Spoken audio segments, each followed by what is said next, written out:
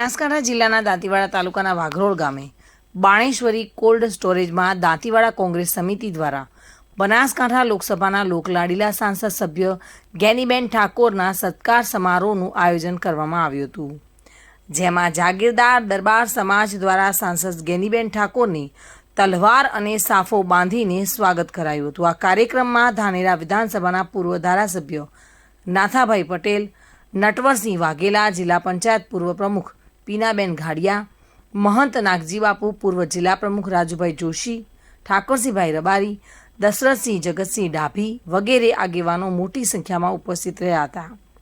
આ સાથે ઉપસ્થિત સાંસદ ગેનીબેન ઠાકોર લાઇનમાં ઊભા રહી લોકોની સાથે ભોજન લેતા તેમની આ ઉદાસીનતાને સૌ કોઈએ બિરદાવી હતી, જ્યારે મોટી સંખ્યામાં લોકો ઉપસ્થિત રહીને આ કાર્યક્રમને સફળ બનાવ્યો હતો। લોકસભાના 543 સભ્યો છે, પણ બનાસકાંઠાએ ભારતીય જનતા પાર્ટીને કરી બતાવ્યું કે બનાસકાંઠાની જનતા કોઈ પણ લોભ લાલચ, કોઈ પણ પ્રકારની કોઈ પણ વ્યક્તિગત સ્વાર્થમાં ના આવીને એ લોકશાહીને જીવંત રાખવાનું કામ એ બનાસકાંઠાની 18 આલમને 36 કોમે કર્યું છે। ત્યારે આવનાર સમયમાં તમે સમગ્ર જિલ્લામાં, તમામ રાજ્યોમાં અને સમગ્ર ગુજરાતની અંદર કોંગ્રેસને ખૂબ મોટું મનોબળ પૂરું પાડીને એક પ્રકારનું જીવનદાન પણ બનાસકાંઠાની જનતાએ સમગ્ર ગુજરાતની કોંગ્રેસ સમિતિને આપ્યું છે। ત્યારે પ્રદેશ પ્રમુખે ખૂબ મોટો રાજીપો તમારા ઉપર રાખ્યો છે, એ ખૂબ તમારો આભાર હૃદયપૂર્વક માન્યો છે। ક્ષત્રિય સમાજ 18 આલમને 36 કોમ, પણ ક્ષત્રિય સમાજનો પણ હું ખૂબ દિલથી આભાર માનું છું।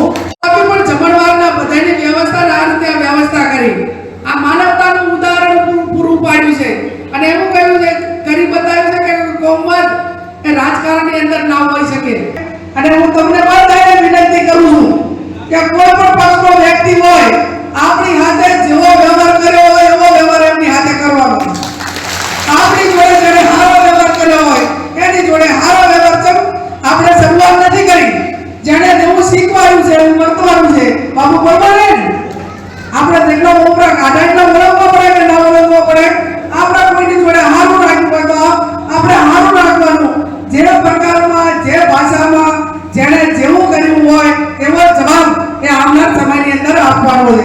પછી જિલ્લા પંચાયતની ચૂંટણી હોય, તાલુકાની હોય, આવનાર વિધાનસભાની ચૂંટણી હોય કે નાના મોટી કોઈ પણ સહકારી સંસ્થાઓની ચૂંટણીઓ હોય, તો આપણી જોડે જે માણસો રહ્યા છે એને મદદ કરજો, એનું ઋણ ઉતારવા માટેના પ્રયત્નો કરજો। હમણાં કહેતા હતા કે ભાઈ દાંતીવાડાનું ના પાણી ના બધું હોય, તો જેટલી ન્યાયની લડાઈ લડવાની હોય એમાં ક્યાંય પણ તમારી બેન દીકરી મામેરા તરીકે તમે તમારું કામ મામેરું ભરવાનું હતું એ તમે પૂરું કર્યું છે, અને 5 વર્ષ સુધી તમારા માટે જે વિભાગમાં, જે ક્ષેત્રની અંદર જ્યાં પણ ન્યાય માટે લડવું પડે એમાં ક્યાંય પીછેહટ નહીં કરું, એની પણ આપ સૌને ખાતરી આપું। વિનંતી થોડીક એટલી છે કે ભાઈઓ વચ્ચેના પ્રશ્નો હોય, સામાજિક પ્રશ્નો હોય, હગાવાલાના હોય, નાના મોટી મિલકતોના હોય, તો હગાવાલાને શેર સંબંધી લાઈને એને થોડુંક એ રીતે પતાવટ કરવાના પ્રયત્નો કરજો। એમાં શક્ય હોય એટલે અમને ઓછા ઇન્વોલ્વ કરજો।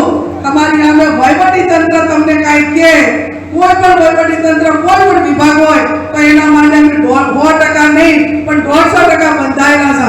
પણ ભૈયાના કે હગાવાલામાં ચાકા મને 5 જણા સમાધાન માટે બોલાવજો અને શીરો ખાવો પડે ને તો અમે રાજુભાઈ, નતાભાઈ ઘરના પૈસાનો શીરો ખવડાવશું, પણ ઝઘડા બાબતમાં અમને થોડા શક્ય હોય એટલા દૂર રાખવા માટેના હું તો કરતા જ નહીં, પણ થાય તો પછી એ પ્રમાણેનો પ્રયત્ન થાય એવું આપ સૌ કરજો। ભાઈચારાની ભાવના સાચવી રહેવું આપણે સૌએ સાથે મળીને કરવાનું છે। ફરી પણ આપ સૌનો એટલા માટે હૃદયપૂર્વક આભાર માનું છું। એમાં પ્રજાની અત્યારે ખિસ્સા ખાલી થઈ ગયા છે। કોંગ્રેસે હર હંમેશ કેવી રીતે ઉન્નતિ થાય, કેવી રીતે લોકોને મદદરૂપ થવાય, મનરેગાનું માધ્યમ હોય, આધાર કાર્ડનું માધ્યમ હોય, બધી જ માત્ર ચેક ડેમો, બોરી બંધો। બલસિંહ દરબાર સાથે bureau report, today Gujarati news.